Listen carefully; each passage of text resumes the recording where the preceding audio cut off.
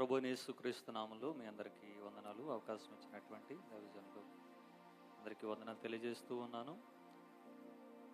సువార్త ప్రకటించుటయే మా దర్శనం అనేటువంటి ఒక అద్భుతమైనటువంటి స్లోగన్తో ఈ 2025వ సంవత్సరంలో దైవజనులు పాస్టర్ ప్రవీణ్ కుమార్ గారు, అమ్మ షారణ్ గారు ఒక క్యాలెండర్ను ముద్రించారు. క్రైస్తవ ప్రపంచానికి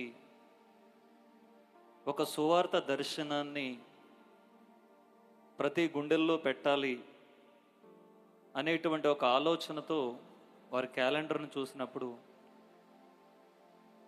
నన్ను నేను ఆ మాట ద్వారా బలపరచబడి ఈ సంవత్సరం దేవుని సువార్త మరింత విస్తృతంగా ప్రకటించాలనేటువంటి ఆలోచన చేత నింపబడ్డాను.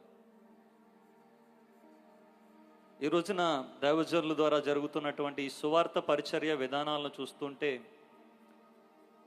ప్రతిదాన్ని వాక్యంతో పోల్చి నేను ఆలోచిస్తూ ఉన్నప్పుడు యేసుక్రీస్తు తన పరిచర్యలు ప్రారంభించేటువంటి సమయంలో ఒక 40 రోజులు ఉపవాస దినముల్లో ప్రార్థనలో గడిపి ఆయన గలిలయ ప్రాంతాలకి సువార్త ప్రకటించడానికి వెళ్ళేటువంటి ఆ సమయంలో ఎన్నో అపవిత్రాత్మలు, దురాత్మలు, చీకటి శక్తులు, అంధకారపు శక్తులు అవన్నీ పట్టి పీడిస్తున్నటువంటి ప్రజలని విడిపించి వారికి పరలోకపు రాజ్య సువార్తని వారికి ప్రకటించినటువంటి ఒక అద్భుతమైనటువంటి పరిచర్య విధానం దైవజనులు పాస్టర్ ప్రవీణ్ గారి యొక్క పరిచర్యలో అద్భుతంగా కనిపిస్తుందని నేను 50 రోజుల యొక్క ఆ యొక్క ఉపవాస ప్రార్థనల ద్వారా ఆ యొక్క ఆత్మబలమును పొంది తరువాత జరిగేటువంటి ఈ సువార్త సభల యొక్క విధానాన్ని చూస్తూ ఉంటే మరలా ఆదిమ సంఘములో ప్రభు యొక్క దినాల్లో ఉన్నామేమో అన్నంత సంతోషము, ఆనందాన్ని దేవుడు కలిగిస్తూ ఉన్నాడు. ఆయన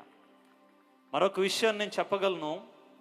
ఆదిమ సంఘములో పరిశుద్ధాత్మ ల్యాండ్ అవ్వడానికి అపోస్తులు కూడుకున్నటువంటి మేడగది అది ఒక వేదిక అయినట్టుగా ఈ భారతదేశములో ఒక పరిశుద్ధాత్మ మరలా ఒక ఉద్యమాన్ని, చివరి మహిమని ఈ దేశము చూడడానికి బెల్లంపల్లి 50 దినాలు గడుపుతున్నటువంటి ప్రార్థనా గదిని ఒక వేదికగా, ఒక స్థలంగా చేశారనేటువంటి ఒక అద్భుతమైనటువంటి సాక్ష్యాన్ని నేను తెలియజేయగలను.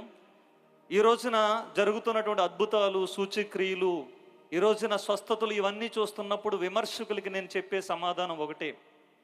ఈ రోజున ప్రజలు వ్యాధులతో ఉండడం దేవుని చిత్తమా? ఈరోజు ప్రజలు రోగాలతో ఉండడం దేవుని చిత్తమా?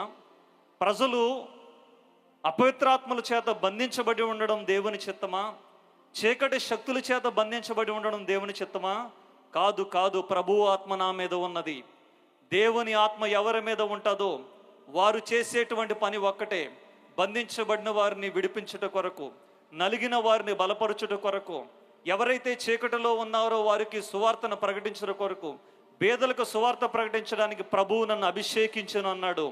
అదే మాట మీ వినికిడిలో నెరవేరినదని యేసు చెప్పిన మాట ఈరోజు దైవజనులు ప్రవీణ్ గారి పరిచర్యలో నిశ్చయముగా నెరవేరుచున్నదని ప్రభువును మహింపరుస్తూ ఈ నా మాటలు ముగిస్తూ దైవజనులు వికేఆర్ గారికి నా ప్రత్యేక వందనాలు తెలియజేస్తూ ఈ సమయాన్ని అప్పగిస్తూ ఉన్నాను.